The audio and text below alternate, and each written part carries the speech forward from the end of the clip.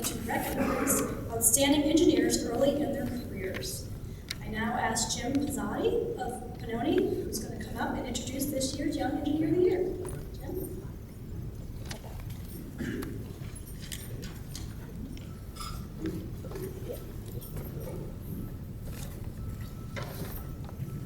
Good afternoon, everyone. I am from Pannoni Associates, and this afternoon it's my pleasure to introduce my coworker, Kazi, Hassan, as the Young Engineer of the Year.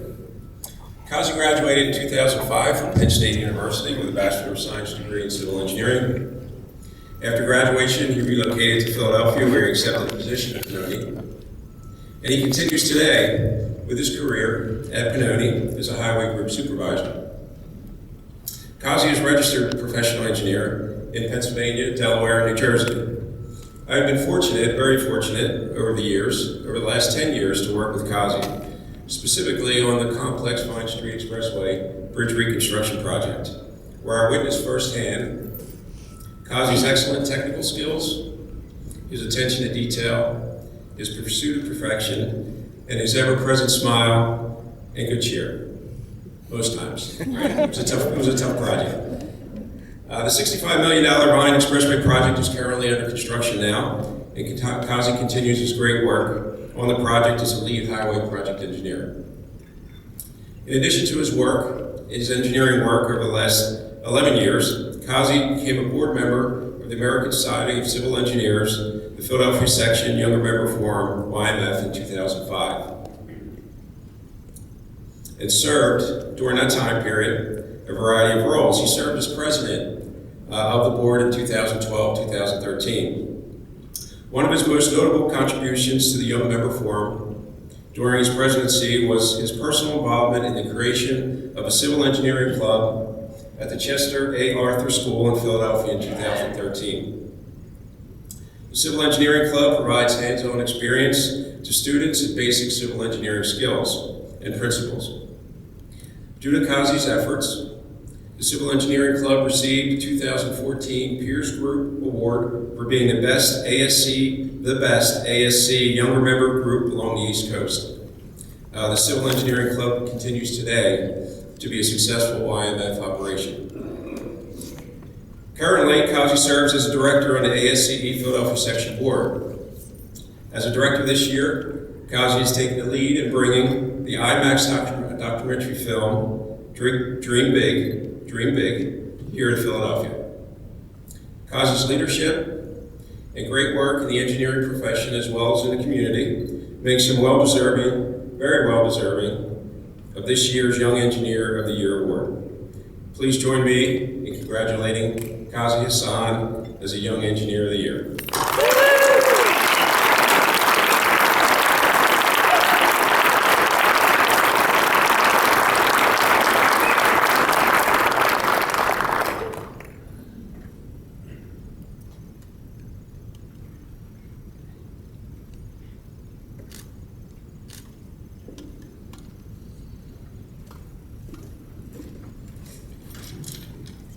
Thank you, Jim, for that generous introduction. Good afternoon, everyone. I feel honored to receive this award. I do have quite a few people to thank, so bear with me. Thank you, Engineers Club, for selecting me, and thank you, Kathy Farrell, for encouraging me to apply for this award, and then re-encouraging me to apply for it a second time when I didn't win it a couple years back. So I appreciate it for pushing me. I want to thank my Pannoni family over there for helping me grow as a professional, for supporting me through all the technical and civic engagements outside of work. That's been really a big part of my success. My dad's on a trip to Bangladesh right now, but my mom and my wife are here today. Feel free to say hi to them. They are kind of shy, but I told them they were going to be in a room full of introverts, so in college, I jumped between aerospace engineering, mechanical, and then finally ended up in civil. My parents were very worried of me switching my major around so many times, but they didn't really question it. They kind of just supported me nonetheless.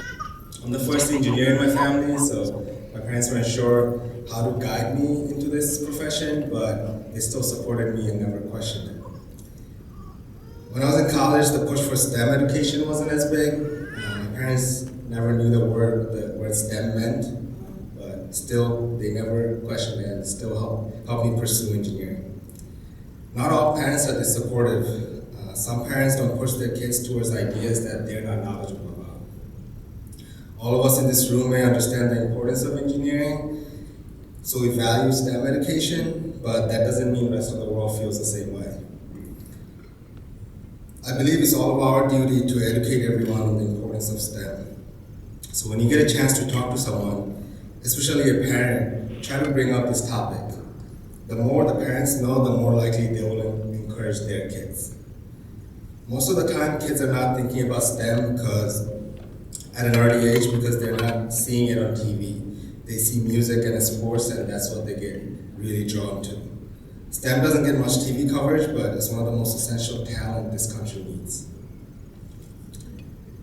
I feel very passionate about STEM education, and that's what drove me to team up with Jesse, the SE, YMF, to start the Civil Engineering Club.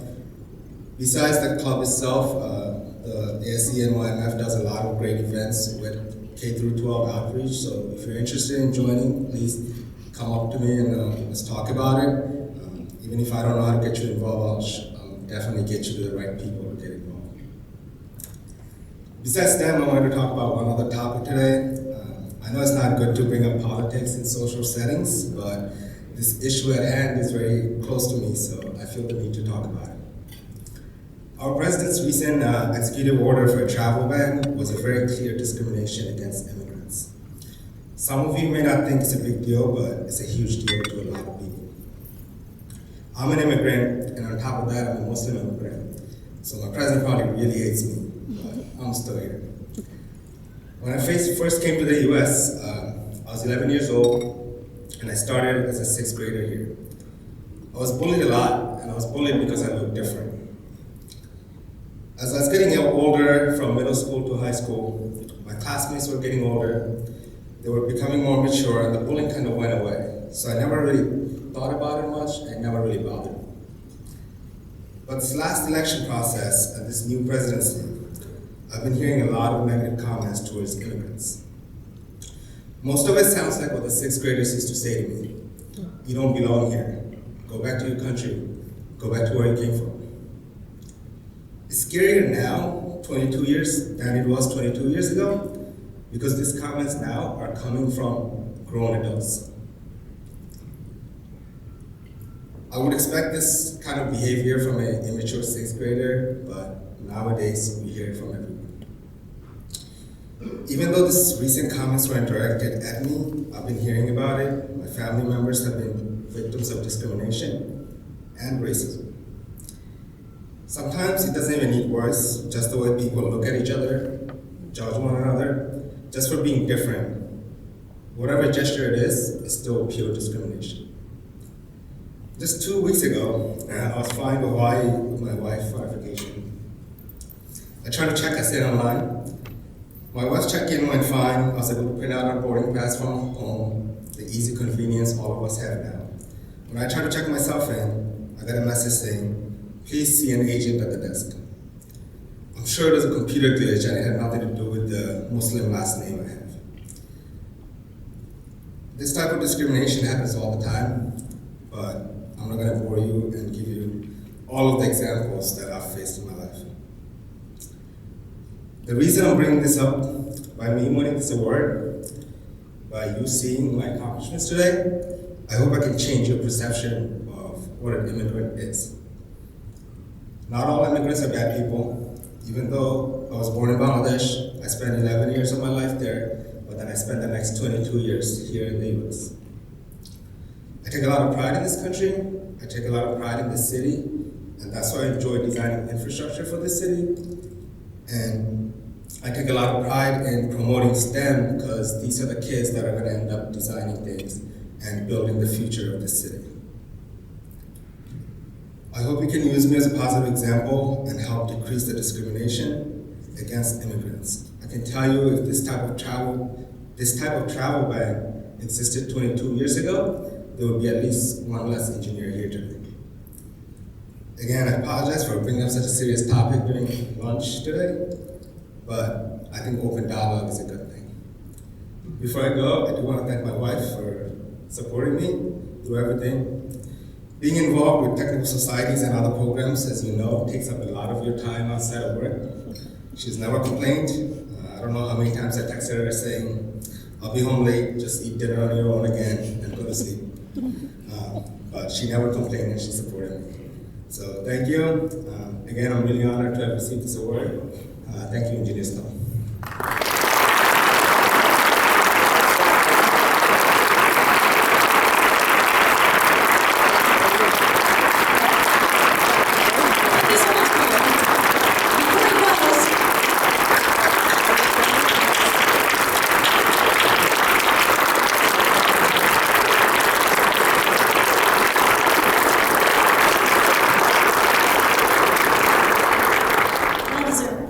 So before he leaves the stage, I'm going to make him do one more task here, so Young Engineer of the Year.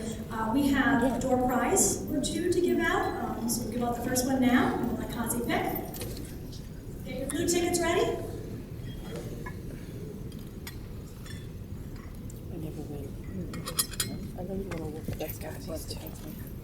This is for a Visa gift card, and the number is 166114.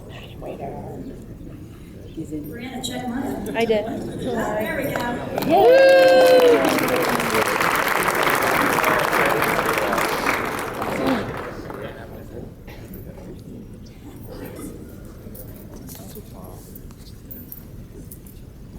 Okay, before we go on to our final presentation of the day, I just want to say how pleased we are to have been able to honor so many deserving individuals and projects this year.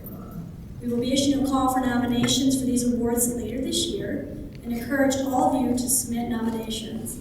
Information will be provided up on our website as usual. So now to introduce the 2017 Engineer of the Year, I now invite Eileen Nelson.